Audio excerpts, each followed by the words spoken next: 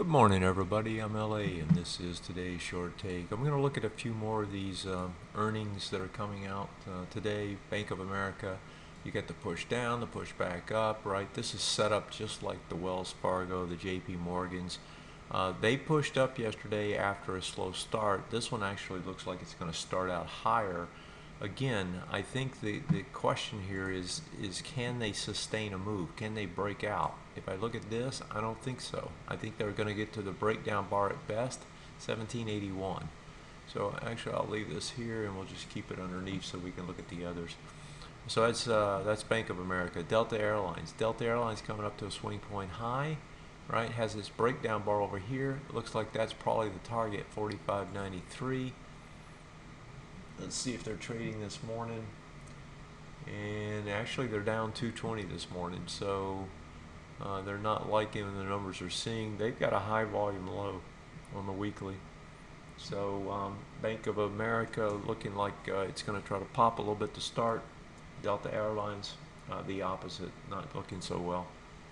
Let me go back. I'm curious about that daily again. So you're back to the top of the range. You got volume on both of these lows too, and this was a lower low with higher volume. So yeah, Delta looks like it's going to have a tough trade.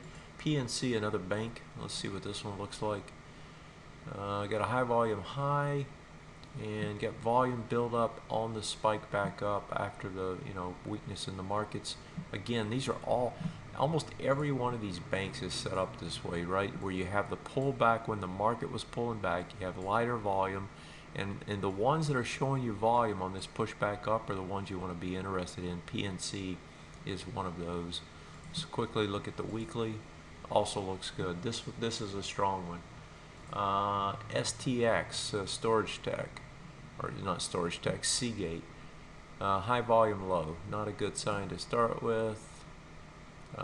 This one can bounce up to these lows. I don't think it's going to do anything more than that. Another bank, USB, Money Center Bank, same story. And you can see how this one looks not as good as the rest.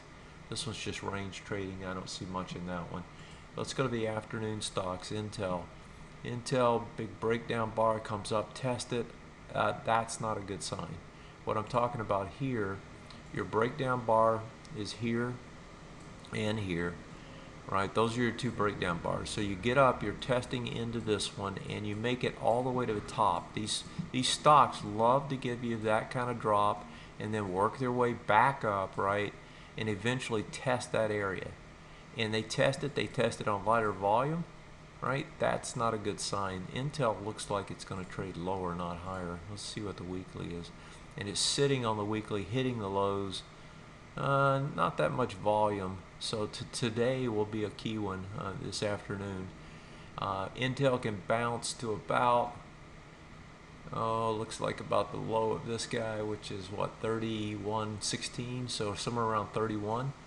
If it breaks down, the target becomes 27, back under 30. If you remember, 30 on this stock has been where it's been for 20 years.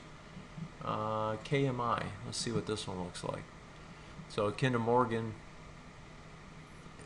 let's see if we can get it up. There we go.